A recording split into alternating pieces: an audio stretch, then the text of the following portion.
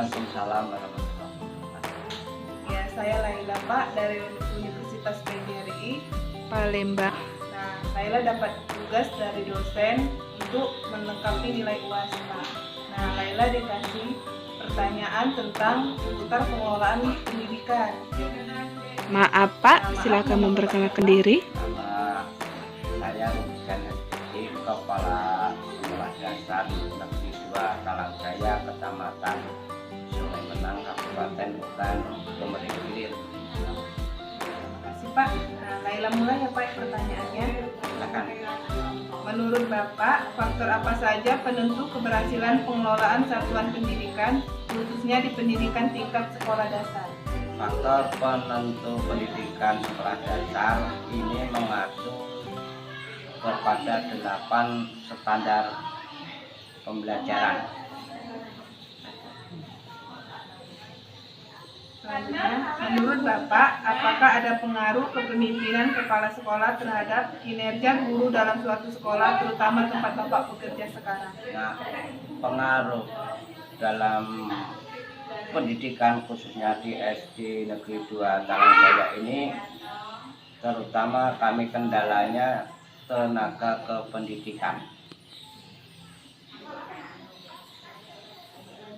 Apakah selama ini supervisi pendidikan di Indonesia memberikan dampak yang signifikan untuk meningkatkan mutu sekolah atau pendidikan?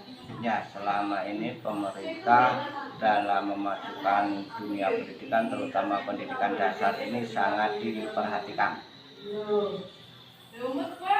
Selanjutnya Pak ya, menurut Bapak, apakah sistem informasi pendidikan itu sangat berguna pada setiap sekolah, terutama saat sekolah diliburkan karena ada wabah COVID-19? Nah, sangat berguna, bahkan menunjang majunya pendidikan dasar, terutama Apa pendapat Bapak mengenai kurikulum saat ini tentang kurikulum Merdeka Belajar? Apakah kurikulum tersebut akan efektif jika diterapkan di sekolah, khususnya di sekolah dasar?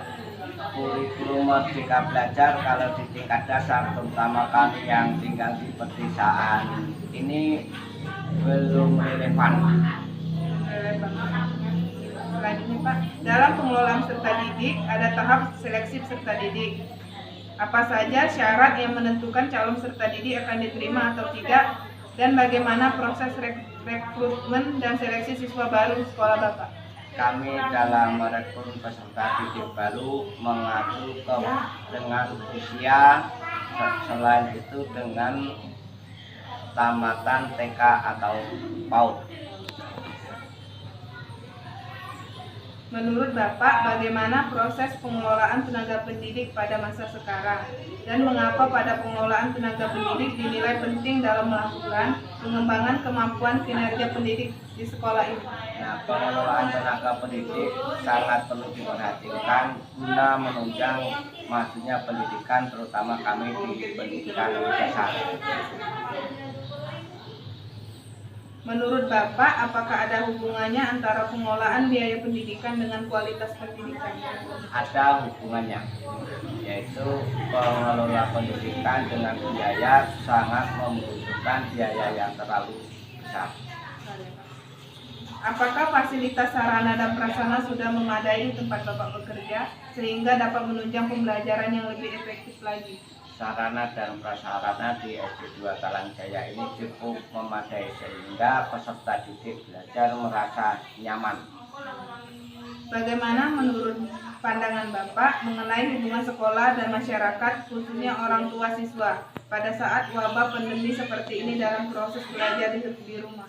Hubungan antara sekolah dengan pemangku kepentingan atau wali murid sangat diperlukan, apalagi sekarang ini dalam menanggulangi wabah corona, yaitu belajar dengan menggunakan media atau belajar dengan daring.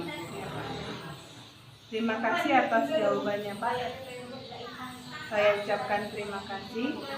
Wassalamualaikum warahmatullahi wabarakatuh. Waalaikumsalam warahmatullahi wabarakatuh.